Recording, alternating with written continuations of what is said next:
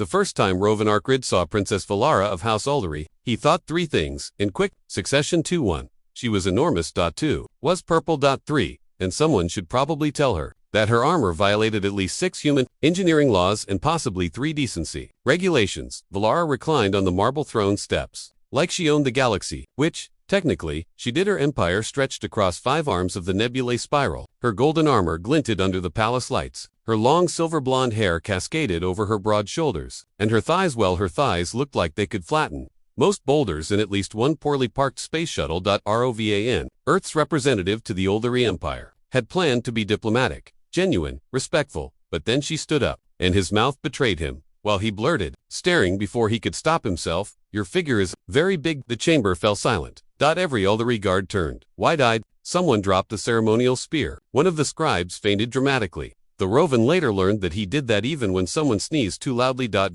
Lara S bright violet eyes blinked once, twice, and then narrowed. "My figure," she repeated, slowly, "is very big." She was not confused. No, she looked like a woman who had just been insulted by a man whose life expectancy had dropped to negative numbers. Rovan swallowed. "Look, I didn't mean yes, you did." Her voice was smooth, low, and carried the weight of a woman who could crush star cruisers between her palms. "Humans always mean exactly what they say. It's your one charming quality." "Thank you." That was not a compliment. Rovan winced. He hadn't meant it as an insult. He was simply stunned. But apparently, across the galaxy, "Your figure is very big," translated roughly to "you resemble a particularly unathletic meteor."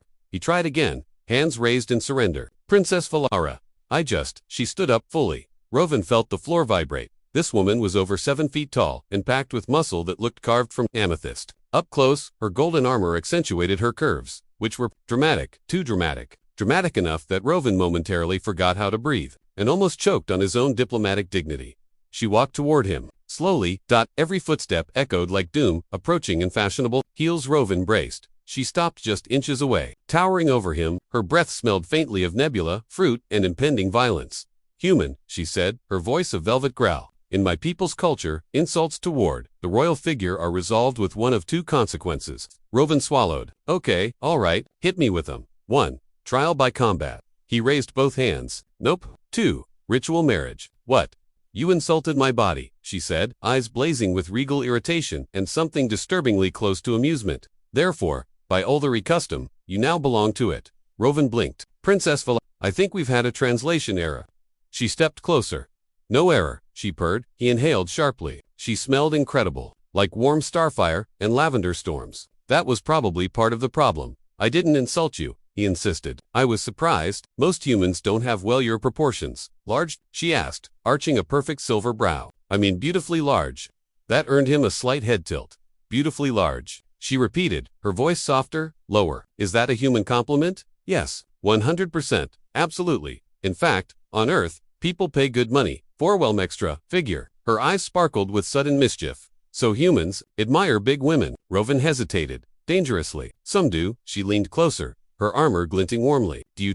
Rovan immediately regretted existing. His brain screamed, "Lie, lie, lie." His mouth said, "Yes." The room erupted in Uldery whispers. One guard fainted. The scribe fainted again, though he never really regained consciousness. Velara smiled slowly, wickedly. "Then you will marry me," she declared.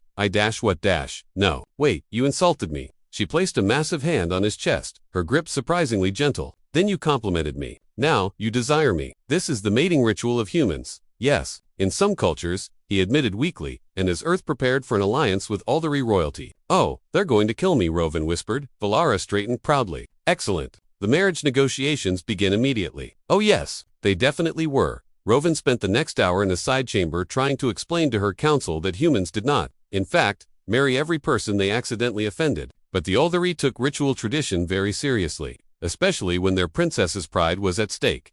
The council whispered round the table, their purple heads bobbing like concerned grapes. "He insulted the royal magnificence," said Elder Kryn. "He then praised it," added Advisor Talith. "He then confessed desire," murmured Scholar Veer, recording every detail with suspicious enthusiasm. Rovan threw his hands up. "I confessed nothing." Velara tapped her chin thoughtfully. "You did say yes. You asked a loaded question. Did you desire me, or did you not?" "I was trying to not die." Velara shrugged. "Many men desire me to avoid death. This is normal. Where I come from, we call that trauma bonding. We call it foreplay." Rovan's face burned. The council leaned in as one. "Princess, it is clear. The human must wed you. Velara nodded. See? Consensus.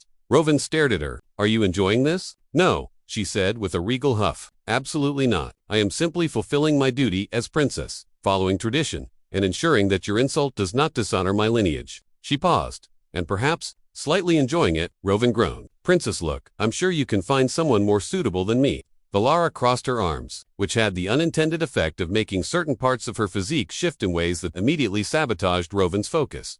And why would I do that? She asked. I'm human. Yes, I'm smaller than you. I have the upper body strength of a startled squirrel. She considered that, perhaps, but you have spirit, and sarcasm, and a face that turns a delightful shade of red whenever I speak to you. It's called embarrassment. We have no word for that. We call it breeding readiness, Rovan choked. Please don't call it that. Velara leaned back, examining him with amused interest. Tell me, Rovan, are all humans so entertaining? No, he muttered. Most of us have dignity. He regretted the words instantly, because Velara laughed, and her laugh was deep and smooth and beautiful, and also loud enough to shake dust from the ceiling. Rovan briefly wondered if a laugh could cause concussions.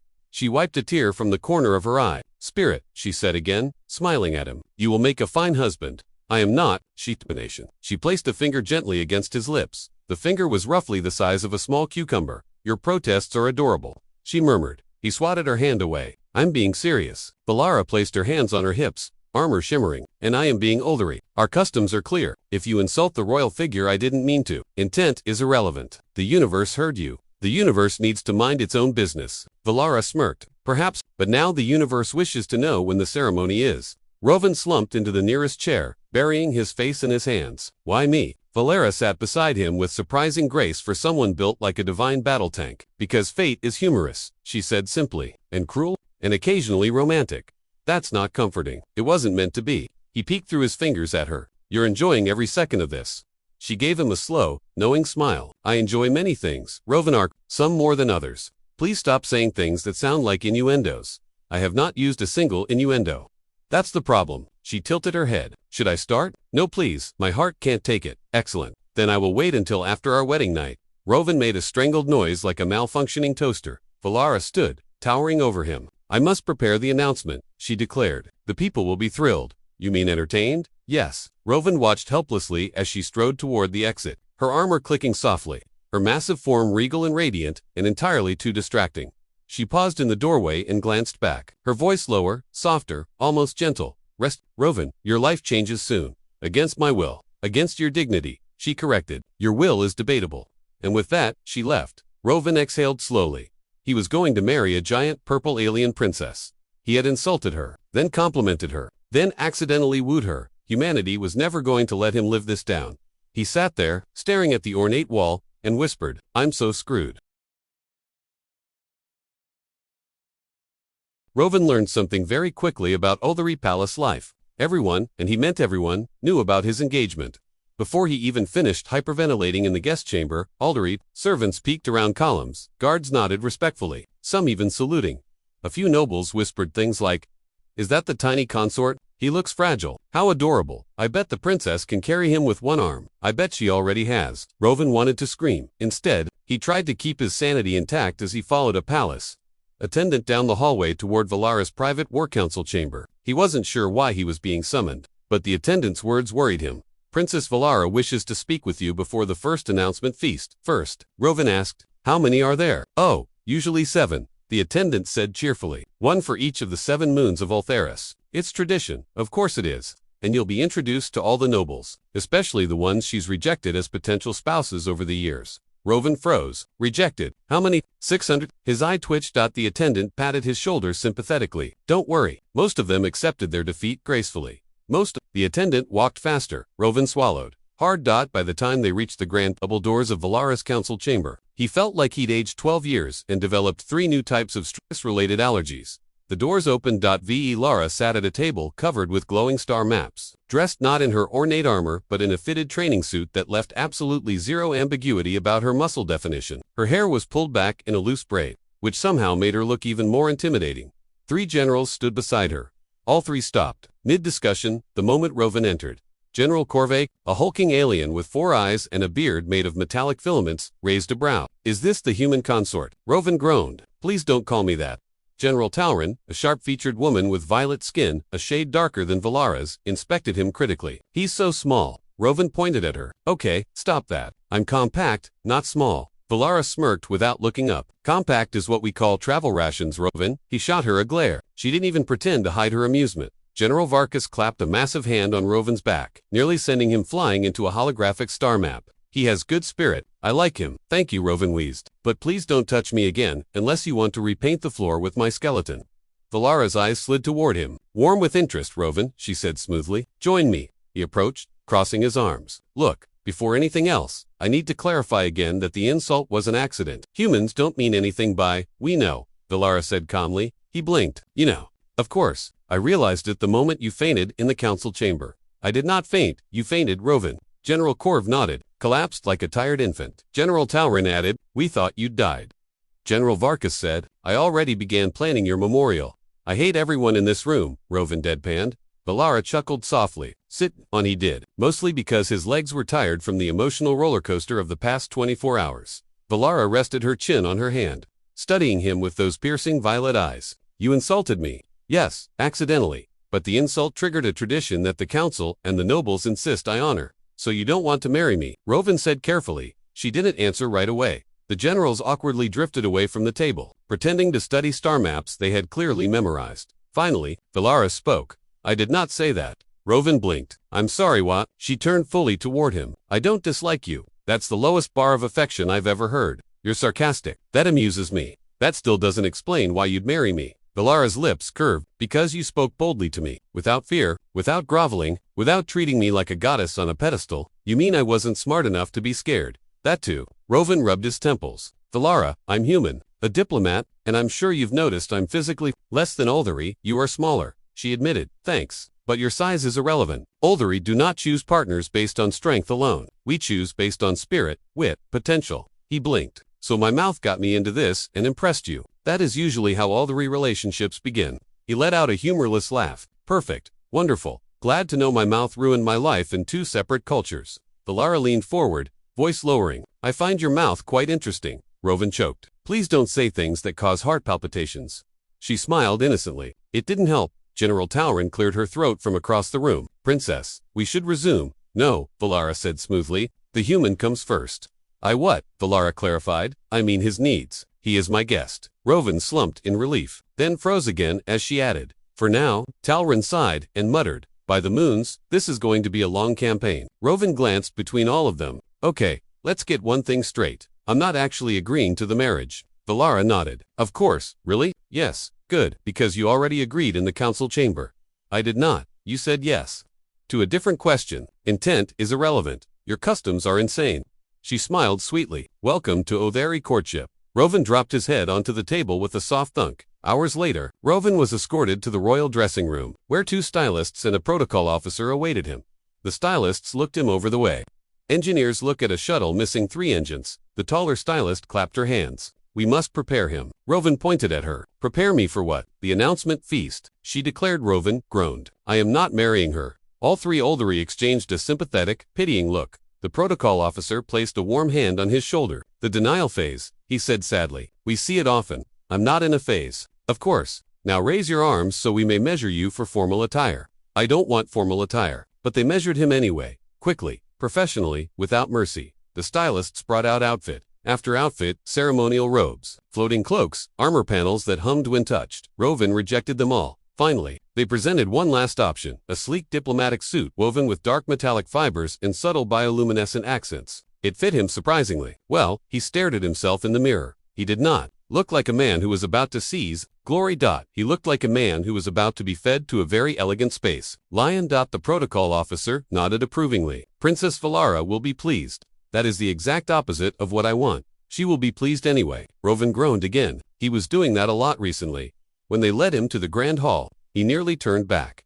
Thousands of Ulthari nobles filled the space, their skin tones ranging from pale lavender to deep royal violet. They were dressed in magnificent robes, glittering crystalline jewelry, and armor adorned with glowing etchings. Conversations hushed the moment Rovan entered. He heard whispers. That is him. So small. Humans are adorable, like exotic birds. He insulted the princess and lived. How romantic. Rovan forced a smile. Hi, diplomat. Please don't kill me. Velara entered a heartbeat later, and the atmosphere shifted instantly. She was dressed in ceremonial armor, more ornate than anything Rovan had seen. Gold layered over deep violet metals, a long cape trailing behind her like woven starlight, and she looked directly at him. Rovan's stomach flipped. Not good. Not helpful. Not ideal. She stepped up to him, towering but poised, and said quietly, "Are you ready?" "No?" "Good. Neither am I." His head snapped up. "Wait, really?" She leaned closer, her voice soft enough for only him to hear. "Rovan, you are not the only one thrown into chaos. I have never been nearly insulted into marriage before. That's a thing. No, you are the first." "Well," he said, managing a small grin, happy to be a pioneer. Her lips curved, just slightly. Then she turned to the hall, raised her hand, and the room fell silent. "People of Aldery," she began. "Today, I present to you the human Rovan Arkrid. He is bold, murmurs. He is reckless. Louder murmurs, and he is engaged to me." The room erupted into cheers. Rovan's soul left his body.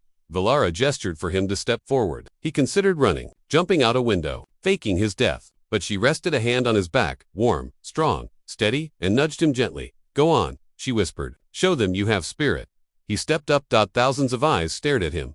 He cleared his throat. "My fellow purple people," gasps. Velara pinched the bridge of her nose. "No, wait, I mean, esteemed Aldery guests. Today is a very confusing day for all of us. Mostly me, but maybe also you. Because apparently, on this planet, telling someone they're big is a proposal." Laughter rippled through the room, and I was not informed of this rule beforehand. More laughter. Rovan relaxed slightly, "And while I may not fully understand your customs, I promise you this, I will try very, very hard not to die during the process." Thunderous laughter. Even Velara laughed, a deep, warm sound that shook the hall. She leaned down and whispered, "Well done, Rovan." Then she kissed his cheek. It wasn't a romantic kiss, it wasn't an intimate kiss. It felt possessive. Public. A declaration. Rovan's brain melted. The crowd roared in approval. That Velara straightened, radiant and smug. He whispered through gritted teeth, "Why did you do that?" "To seal the first stage of engagement," she whispered back. "First stage? How many stages are there?" She smiled wickedly. 7. He nearly fainted. Again. As the feast began, nobles crowded around them with questions, gifts, and suspiciously gleeful expressions. A noble woman asked, "Human Rovan, do you require a booster seat for the banquet table?" Rovan breathed in, "No, but thank you for thinking of my comfort." Velara choked back laughter. Another noble said, "Is it true humans mate by holding hands?" Rovan answered, "Yes, but only after a 3-year vetting process." Velara nearly spit out her drink. A third noble asked, "Will your children be small or large?" Rovan whispered, "I don't plan to find out." Velara whispered back, "I do." He scrambled 3 steps away from her. Velara grabbed his wrist, pulling him back with effortless strength. "No running. It looks bad for diplomacy." "I'm not running," he snapped. "I'm strategically relocating." "You are mine," she said lightly. "I haven't agreed to anything." "You agreed in your heart." "No. My heart is filing legal complaints." Velara's lips brushed his ear as she murmured, "Your heart is loud." He made a small yelp sound that he immediately regretted. Velara smiled, slow, satisfied, teasing, the kind of smile that promised trouble, and he felt something he absolutely did not want to feel, a flutter, a warmth, a stupid, traitorous spark of attraction. He stomped on the feeling mentally. It refused to die. Great, wonderful, fantastic. He was falling for a gigantic purple alien princess who could bench press him with a pinky finger. Fate was laughing at him.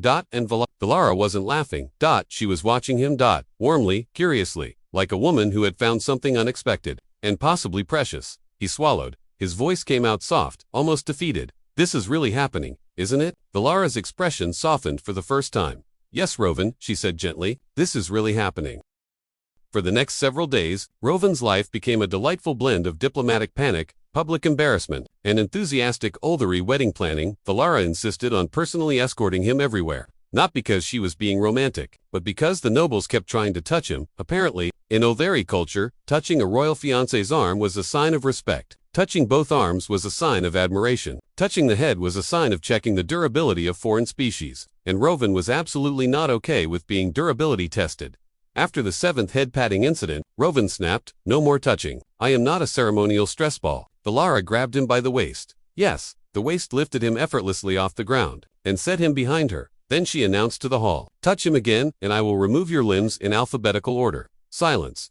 Every noble immediately stepped 5 feet back. Rovan blinked up at her. "Alphabetical order. There is efficiency in structure," she said proudly. "Velara, you can't threaten your nobles." "Rovan, they touched you." He sighed. "I'm not a fragile teacup."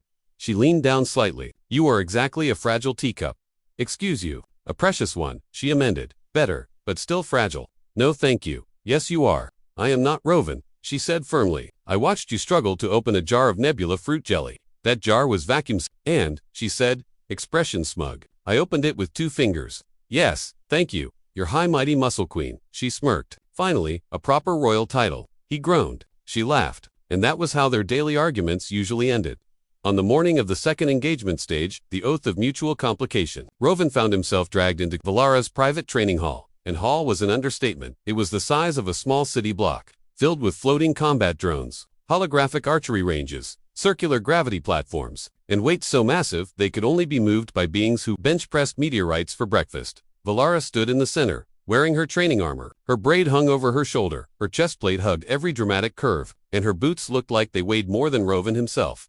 He crossed his arms nervously. Why am I here? She tossed him a short staff. He caught it, barely, almost smacking himself in the face. Velara grinned. For training. Why? I don't need to train. You're marrying me. An Alderete tradition requires a consort to demonstrate at least basic combat awareness. I am aware combat exists. Mission accomplished. Velara chuckled. Pick up the staff, Rovan. I'm already holding it. Yes, now try not to die. Before he could protest, she tapped her staff against the floor.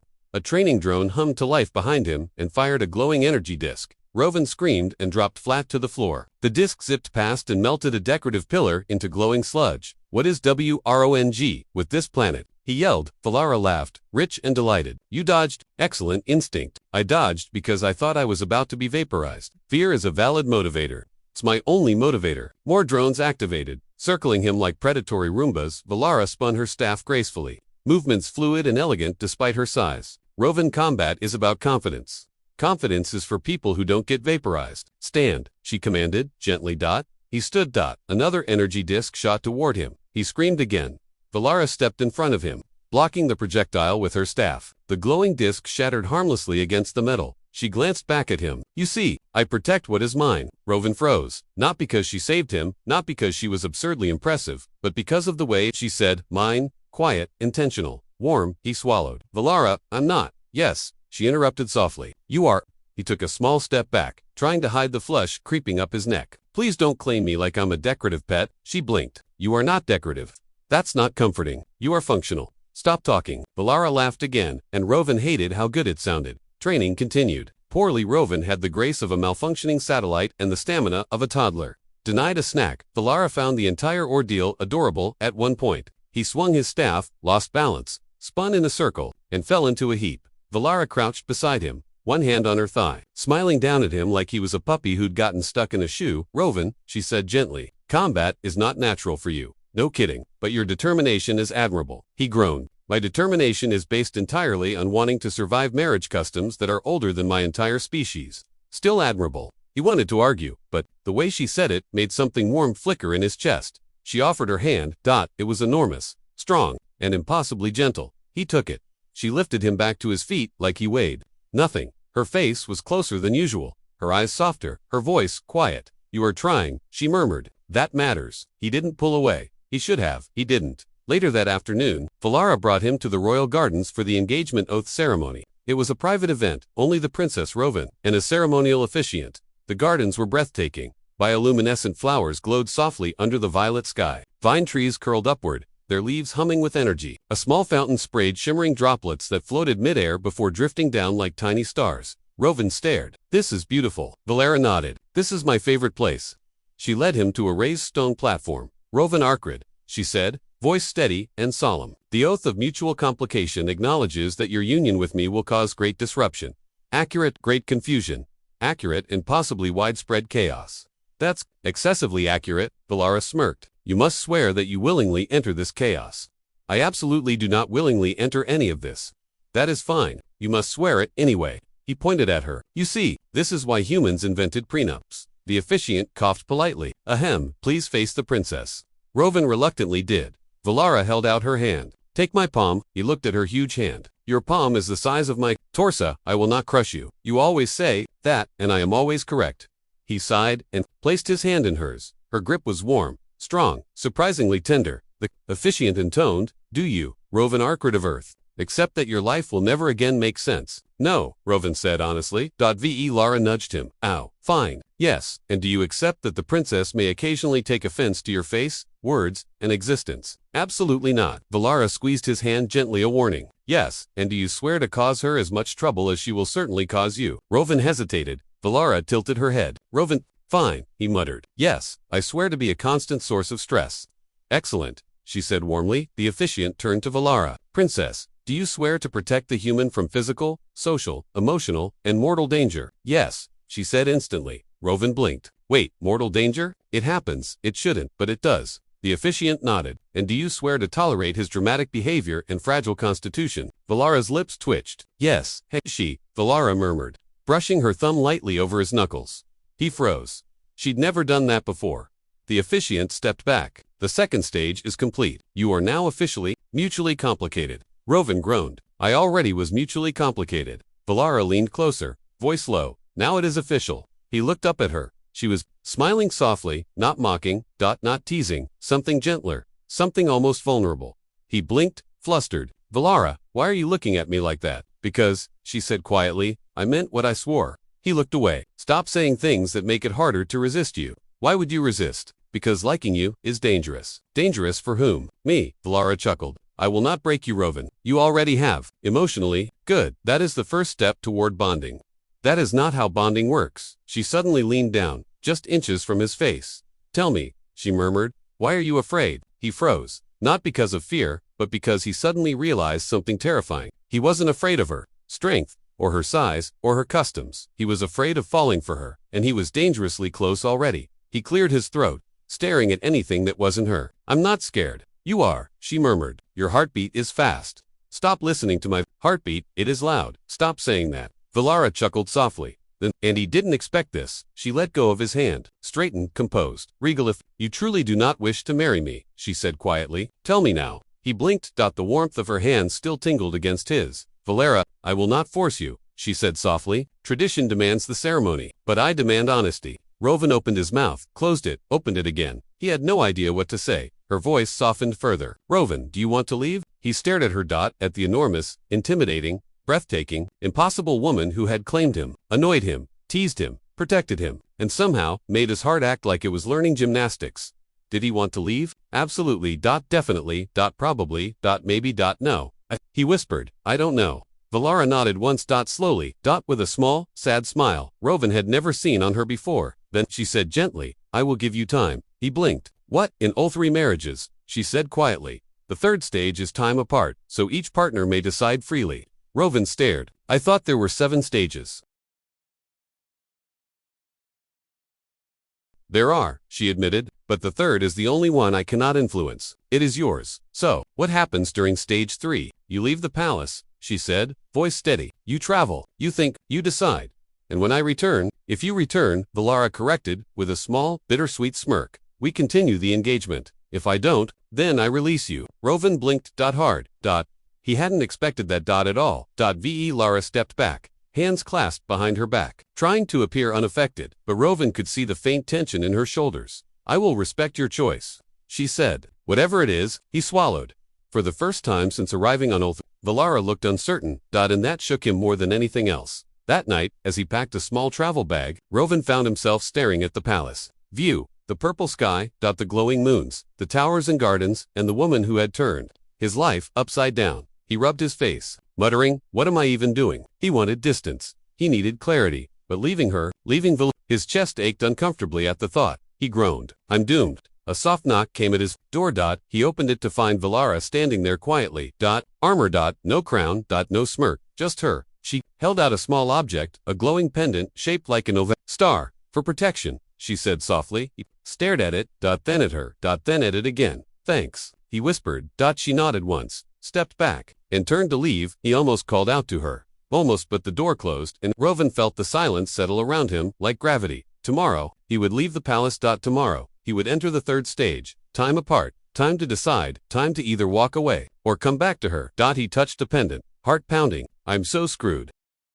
The diplomatic chamber aboard the Alliance flagship was never designed for calm celebrations. But tonight, it hosted a spectacle halfway between a royal banquet and a cosmic comedy sketch gone wrong. Lights shimmered across silver hull plates, alien and human delegates mingled with diplomatic awkwardness. And a hovering drone waiter kept offering Rovan tiny neon-colored drinks that smelled like someone fermented a star. Velara stood at the head of the hall, tall, imposing, radiantly alien. And despite centuries of regal poise, visibly flustered in the most endearing way, every time her eyes drifted toward Rovan, her bioluminescent markings glowed faintly pink, a sign of emotional excitement among her species. She tried to hide it by adjusting her ceremonial armor, but the glow persisted stubbornly, betraying her completely. Rovan pretended not to notice. He was busy trying to figure out how to hold a glass that had 5 handles and no obvious opening. Is it a puzzle? He asked the drone waiter. The drone beeped. It is a beverage. It looks like a medieval torture device. It is peach-flavored, he sighed. Great. Peach torture. Velara approached, towering gracefully, yet somehow managing to move with a softness that never failed to surprise him. You are struggling with your drink. Struggling? No. This is how humans evaluate engineering. Step 1. Confusion. Step 2. Acceptance. Step 3. Therapy. She took the glass delicately from his hands. It is meant for species with 5 fingers arranged radially. Oh, well, back home, we only have those on weekends. Velara blinked. Is that humor? Very much so. She smiled slowly, proud of herself. I am learning. Her smile widened, glowing brighter, and the nearby guests discreetly shuffled away because when Velara glowed this much around Rovan, it usually meant trouble, or romance, or both, usually both. Rovan leaned closer, lowering his voice. You know, they all assume I've been domesticated. Velara tilted her head, as in, trained. Don't say it like that. I already get enough looks. She hummed thoughtfully. I could assure them that you are not trained. Yet, Velara, please, they'll think you mean something else. I do mean something else, Velara. Her glowing face was the picture of amused innocence. Rovan and the tension simmered between them. Playful and charged with that mix of affection and cosmic mischief their entire relationship thrived on. But before Rovan could throw another sarcastic remark into the orbit, Ambassador Kiran, a short, round human with the posture of someone permanently confused by alien customs, scuttled toward them. Velara, the ambassador said nervously, your people have prepared the ceremonial bonding platform. Rovan blinked. The what? Velara straightened proudly. The platform upon which we stand together to symbolize union. That sounds fine, Rovan said slowly. Normal. Extremely normal. Kiran coughed awkwardly. And the platform scans your compatibility. Rovan's eyes widened. Compatibility, right? Emotional compatibility. Intellectual compatibility. Kiran stared at the floor. Biomechanical, excuse me. Velara gently placed a hand on Rovan's shoulder. Do not worry. It is simply tradition. If the platform rejects the bond, it will emit a mild shock. Rovan squinted at her. Define mild. Comparable to being struck by lightning. That's not mild. On my planet, it is. Rovan groaned. Great. So I'm doing a relationship quiz that can kill me. Velara hesitated, guilt flickering in her eyes. If the shock seems fatal to humans, I will catch you. Velara, you can't just I will catch you. She repeated, firm and resolute in the way that always made his chest warm. He sighed. Fine. But if this thing vaporizes my eyebrows, I'm suing. On my world, eyebrows are currency. That would make you wealthy. Not helping Velara, she took his hand gently, carefully and guided him toward the glowing circular platform at the center of the hall. Delegates gathered in a reverent semicircle. The music quieted. Velara and Rovan stepped onto the platform together. At once, a shimmering field rose around their bodies like a translucent veil. Energy pulsed beneath their feet, scanning them both. Rovan felt a tickle at his ribs, then a stronger tickle, then a jolt that made him squeak in the least heroic way imaginable. Is that the shock? He yelped. Velara looked down calmly. No, that was the warm-up. The what? But the platform glowed gold-soft, warm, swirling with patterns that resembled intertwined constellations. A rising hum filled the chamber, vibrating through their bones. Velara squeezed his hand. Rovan, he swallowed. Yeah, I want you to know something. Is it the location of the nearest escape pod? Because I would love that information. No. She stepped closer, her markings shimmering. I want you to know that I chose you. He blinked. You chose me. Velara lifted his hand, placing it over her glowing chest. Before our worlds made their alliance. Before my council urged me to bond with someone diplomatic. Before any of this, I chose you because you saw me as something more than a queen or a warrior. Her voice softened. You saw me? Rovan's throat tightened unexpectedly. Velara. And, she added with playful seriousness, because you tell jokes no one else understands. That's because they're bad jokes. Yes, I cherish them deeply. He laughed, then nervous, disbelieving, touched in a way that felt too big for his human chest. Velara. The platform suddenly pulsed, blinding white. Everyone gasped. Rovan. Yelped again. Velara lifted her chin proudly as the energy twisted around them, swirling into a luminous spiral that scanned every inch of their bodies in synchronized waves. Rovan felt an odd warmth flood through his limbs, almost like a cosmic hug, combined with a questionable massage chair. Compatibility level. The platform droned in a mechanical voice. 113%. Rovan stared. That's not mathematically possible. Velara smiled, glow brightening. It means we exceed the bonding threshold. We broke the scale. Yes. Is that good? It is the highest compatibility ever recorded on my world. Rovan blinked. So, we're what? Soulmates. Fate bond. Cosmically aligned. Accidentally perfect. What's the terminology? Velara leaned down, whispering directly against his ear, with a tone that sent a shiver straight through him. It means, Rovan, that the universe approves of us. The hall erupted in applause, human clapping, alien clicking, tentacle waving, feather fluffing, everything. The moment was grand, historic, emotionally overwhelming. Then the platform suddenly jerked downward with a metallic screech. Rovan nearly fell forward. What was that? Velara frowned. It appears the platform recalibrated. What? Did we break it? Velara listened to the machine. It says our combined energy output is destabilizing its structure. We broke it. It would seem so. Velara, we haven't even gotten married yet, and we've already broken ancient alien technology. That bodes terribly. She laughed softly, a melodic warm sound that was rare and precious. No, that means our bond is powerful. Rovan couldn't argue with that, mostly because he was too busy trying not to fall off the platform as it sank unevenly on one side. Velara caught him instantly, lifting him with ease. Delegates gasped. Velara held him securely, smugly, one arm supporting him like he weighed nothing. See, she said, I caught you, Velara. You're holding me like a princess. That is appropriate. You are my bonded partner. Rovan tried to straighten his dignity, which was currently folded like cheap laundry. Can we do it without an audience? No, she said, carrying him off the platform with dramatic flair. The hall cheered louder. Rovan sighed. Fantastic. Universe, please bury me. Velara whispered. Do not worry, I will protect you from burial. That's not Velara, that's not what IUA. Never mind. She set him gently on his feet once they reached the floor. The glowing field faded behind them, leaving the ceremonial space slightly cracked and smoking. Did we actually? Yes, Velara said. We destroyed the bonding platform.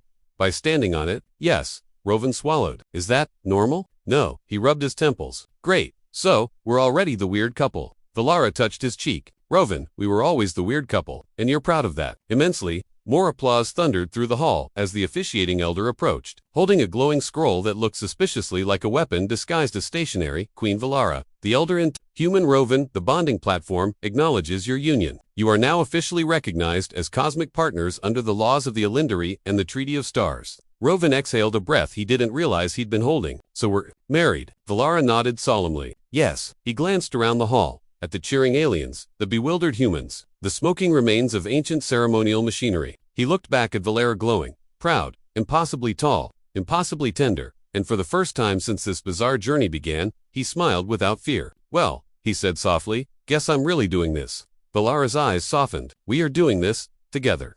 The hall moved into a frenzy of celebration music, lights, diplomatic toasts, alien dancing that resembled advanced martial arts combined with interpretive wiggling. Rovan found himself pulled into it all, overwhelmed but strangely exhilarated. Velara stayed by his side, her presence steady and warm. At one point she leaned down and whispered, Rovan, now that we are bonded, you must meet my parents. He froze. Parents, as in aliens who raised you, aliens who are bigger than you, bigger than the queen? Yes, he blinked. Velara, I'm not prepared for that. Do not worry, she said soothingly. My mother likes small beings. She considers them cute.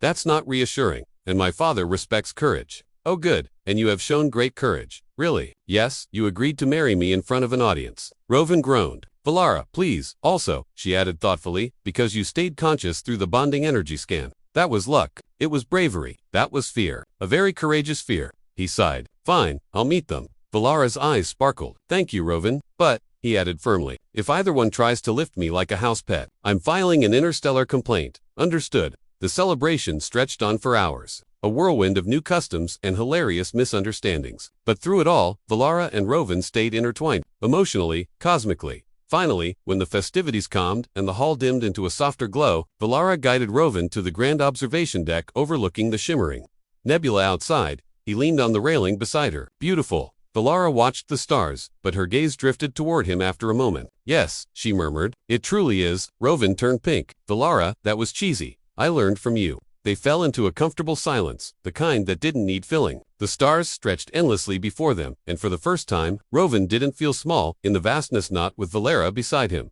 After a long moment, Velara spoke softly. Rovan, yeah, our bond begins a new future for both our worlds. Yeah, he said, smiling. And I guessed for us too. Velara nodded. I am glad it is with you. Me too, Me too. A soft hum echoed through the room as the ship adjusted course. Rovan looked out into the star-streaked horizon and felt something both terrifying and thrilling possibility.